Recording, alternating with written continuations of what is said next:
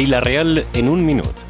El procediment elegit per l'Ajuntament de Vila-real per a pagar els Arts a Llibres deixa a 400 famílies del nostre poble sense les ajudes promeses per Socialistes i Compromís per als llibres de text. El govern de Benlloc és molt de titular i poc compliment. El 9 d'agost de 2015, Benlloc anuncia que després de Setmana Santa el Millars podria acollir activitats de piragüisme. Incomplit. El 23 de setembre de 2015, Benlloc es compromet a reforçar les polítiques socials. En 2016, le retalla en més de 300.000 euros. Incomplit.